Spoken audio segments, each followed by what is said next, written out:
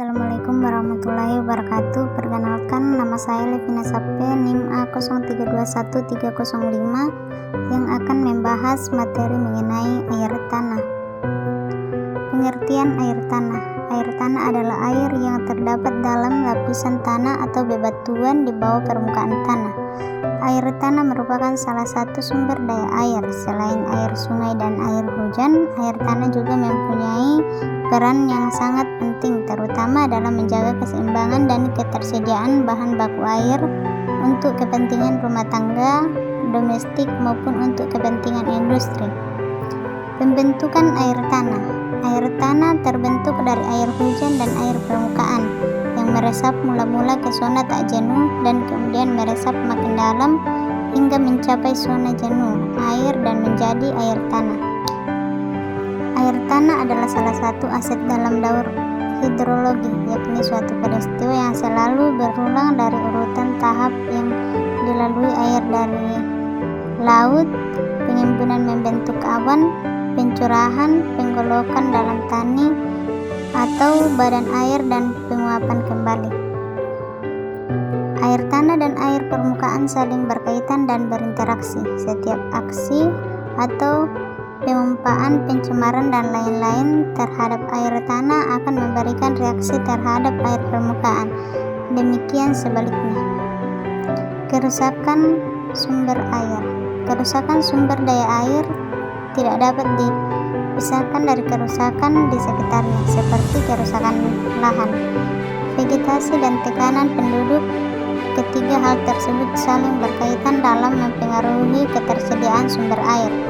Kondisi tersebut tentu saja perlu dicermati secara dini agar tidak menimbulkan kerusakan air tanah di kawasan sekitarnya.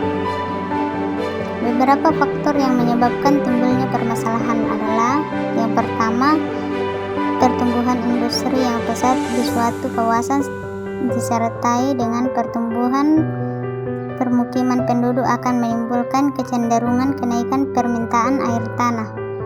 Yang kedua, pemakaian air beragam sehingga berbeda dalam kepentingan, maksud, serta cara memperoleh sumber air. Tiga, perlu perubahan sikap.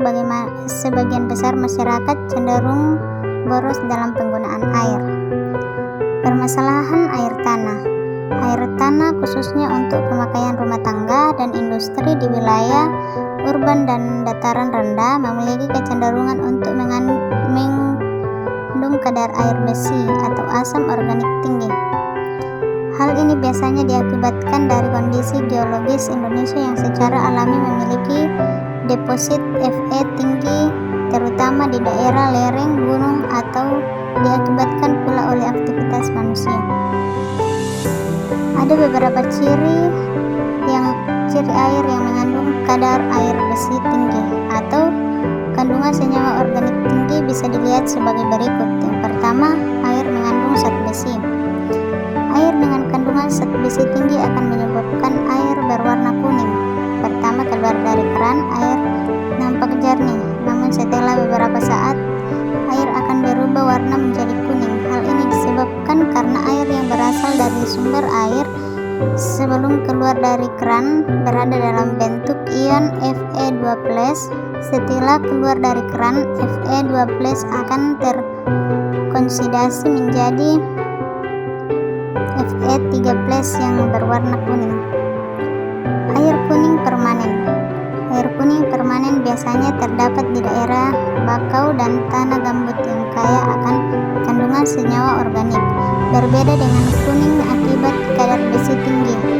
Air ini permanen sudah berwarna kuning saat pertama keluar dari keran sampai beberapa saat kemudian didiamkan akan tetap berwarna kuning.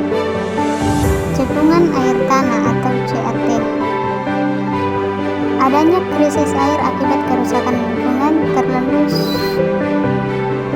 perlu suatu upaya untuk menjaga keberadaan atau ketersediaan sumber daya air tanah. Salah satunya dengan memiliki suatu sistem monitoring penggunaan air tanah yang dapat divisualisasikan dalam data spasial dan atribut.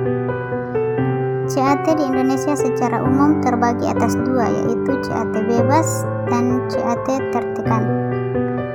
CAT bebas yaitu lapisan lolos air yang hanya sebagian berisi oleh air dan berada di atas lapisan kadar air. Permukaan tanah pada aquifer ini disebut dengan water table, yaitu permukaan air yang mempunyai tekanan hidrologistik sama dengan atmosfer. CAT tertekan yaitu aquifer yang seluruh jumlahnya air dan dibatasi oleh lapisan kedap air, baik yang di atas maupun di bawah, serta mempunyai tekanan jenuh lebih besar daripada tekanan atmosfer. Mungkin itu saja materi yang bisa saya sampaikan. Sekian dan terima kasih. Wassalamualaikum warahmatullahi wabarakatuh.